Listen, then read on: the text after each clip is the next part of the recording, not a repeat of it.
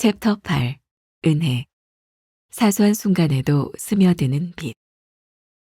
은혜가 다스리는 삶. 요한복음 1장 15절부터 17절. 요한이 그에 대하여 증언하여 외쳐 이르되 내가 전에 말하기를 내 뒤에 오시는 이가 나보다 앞선 것은 나보다 먼저 계심이라 한 것이 이 사람을 가리킴이라 하니라. 우리가 다 그의 충만한 데서 받으니 은혜 위에 은혜로라. 율법은 모세로 말미암아 주어진 것이요 은혜와 진리는 예수 그리스도로 말미암아 온 것이라. 비가 잘 내리지 않는 광야에서도 농작물은 자랍니다. 눈에 보이지 않는 이슬이 밤마다 내리기 때문입니다. 인생을 바꿀 놀라운 일이 매일 일어나지는 않습니다. 그러나 놀랍게도 이슬 같은 은혜가 날마다 우리에게 내려집니다. 세례 요한은 광야에서 메뚜기와 석청을 먹고 더위와 추위를 견디며 살았습니다.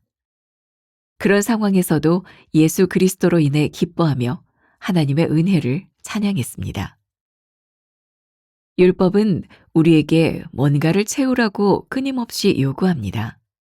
그러나 우리 손에 가득 쥔 것들은 어느 순간 안개처럼 사라지고야 맙니다. 반면에 은혜는 우리에게 뭔가를 베풀라고 끊임없이 말합니다.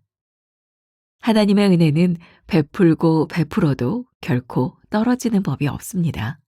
늘 하나님이 채워주시기 때문입니다.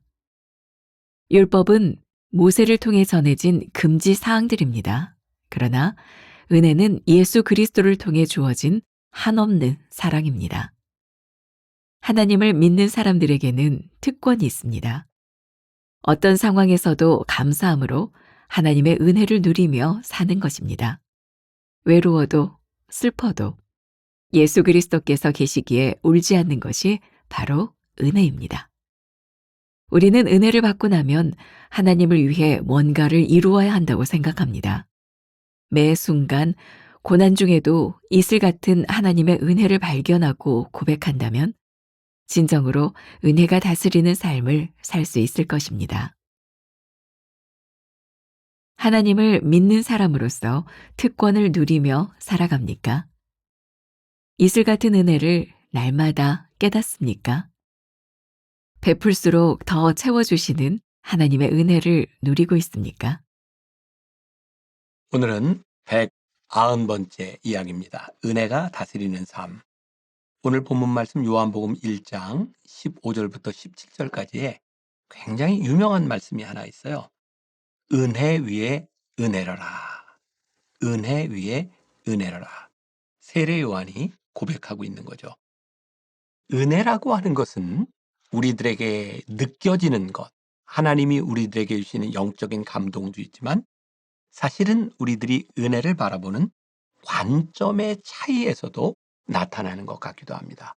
강아지와 고양이의 차이, 이런 글이 있더라고요. 이 집 사람들은 먹이를 주고 사랑을 주고 기분 좋은 따뜻한 집을 제공해주고 귀여워해주고 잘 보살펴준다.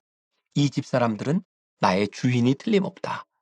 강아지는 그렇게 생각하는데 이 집 사람들은 먹이를 주고 사랑을 주고 기분 좋은 따뜻한 집을 제공해준다. 귀여워해주고 잘 보살펴준다. 고양이는 내가 이 집 사람들의 주인인가 보다 라고 생각하기도 한다는 거예요.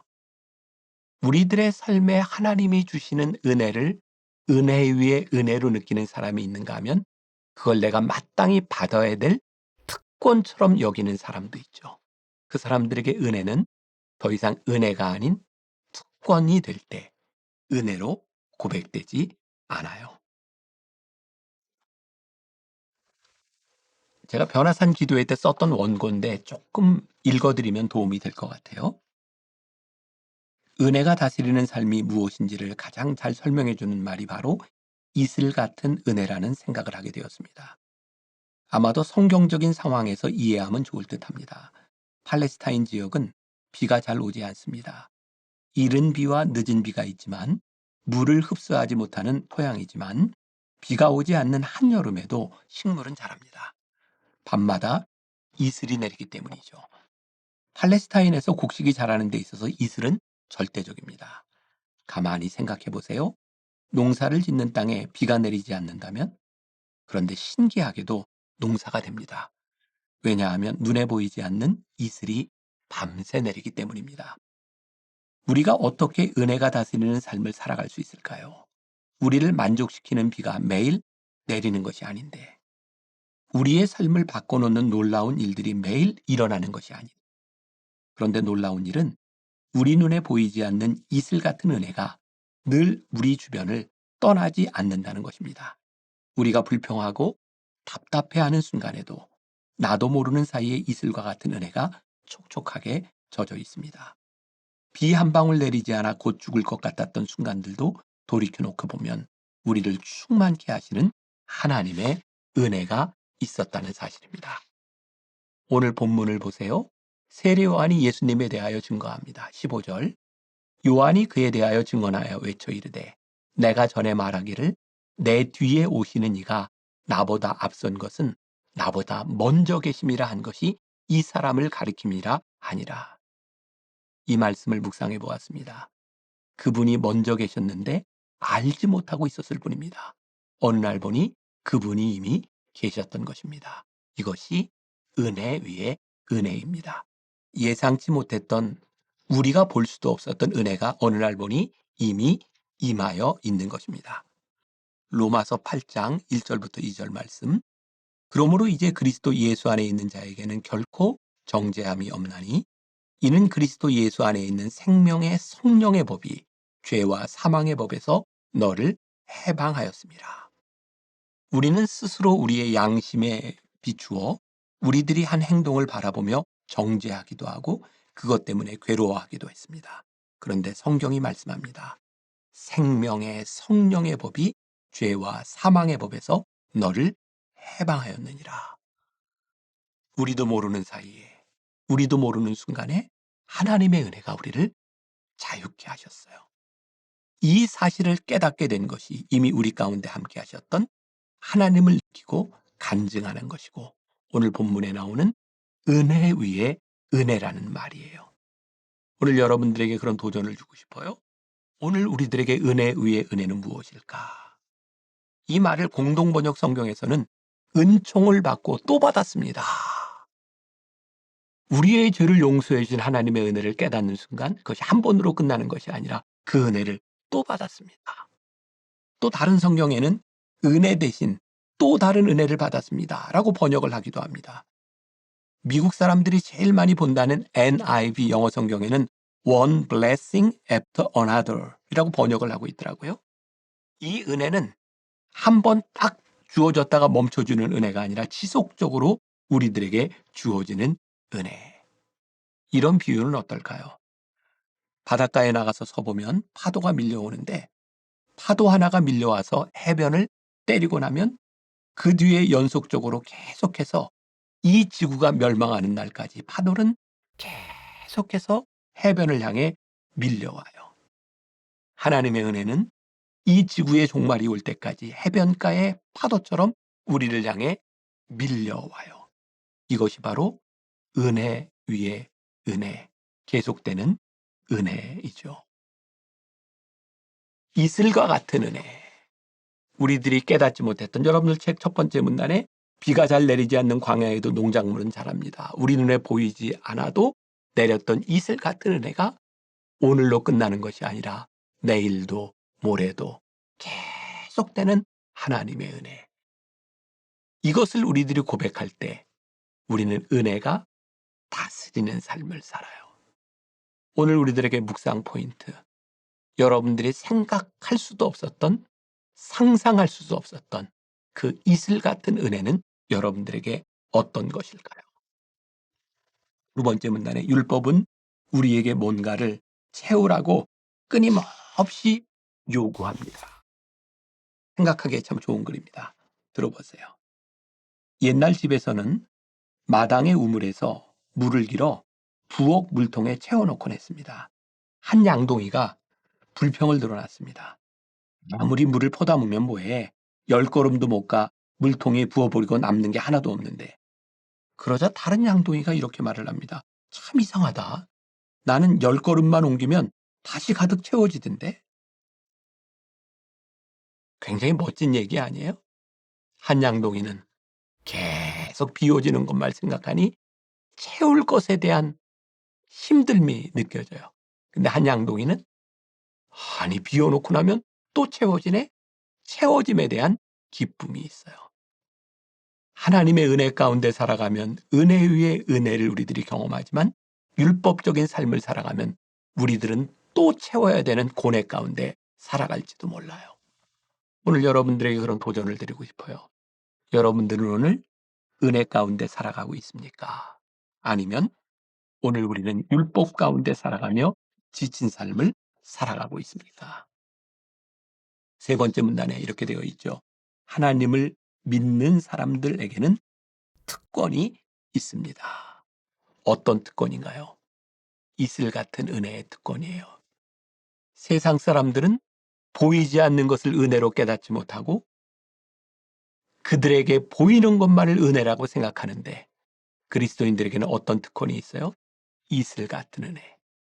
우리들에게 촉촉히 적셔주시는 이슬 같은 은혜의 특권. 한번 오늘 하루 이슬 같은 은혜에 젖어보는 하루가 되면 어떨까요? 생각지도 못했던 은혜가 우리들 가운데 임하고 있구나. 생각지도 못했던 깊은 사랑이 우리 가운데 있구나.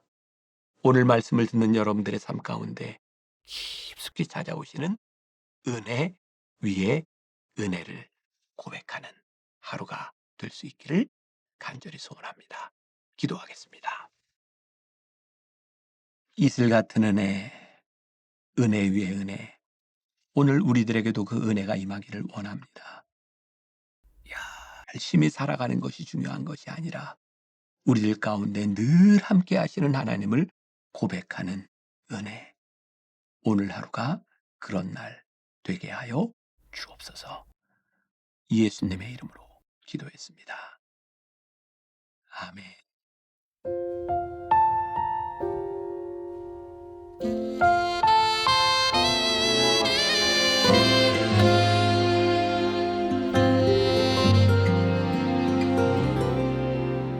메마른 영혼을 찾으시는 음성 따스한 숨결로 시선으로 내 이름을 부르시네. 시린 세상 속에 홀로 서 있던 나 비로소 느끼네. 그의 손이 항상 나를 붙드셨네. 보이지 않는 손 날 이끄시는 힘 전능자의 능력 하나님의 손길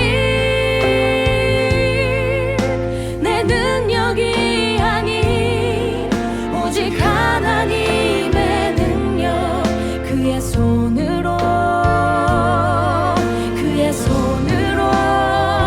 인도하네.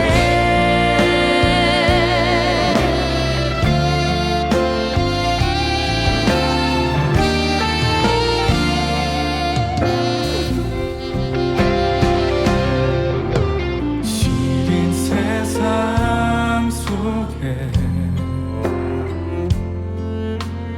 홀로 서 있던 나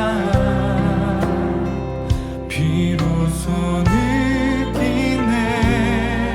그의 손이 항상 나를 붙드셨네. 보이지 않는 손 날 이끄시는 힘 전능자의 능력 하나님의 손길 내 능력이 아닌 오직 하나님의 능력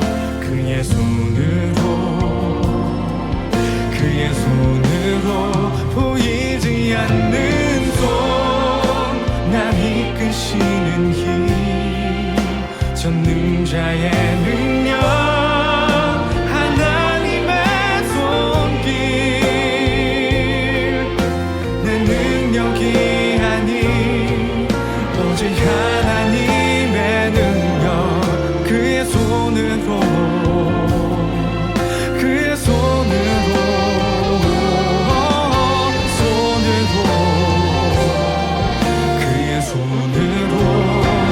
인도하네 보이지 않는 손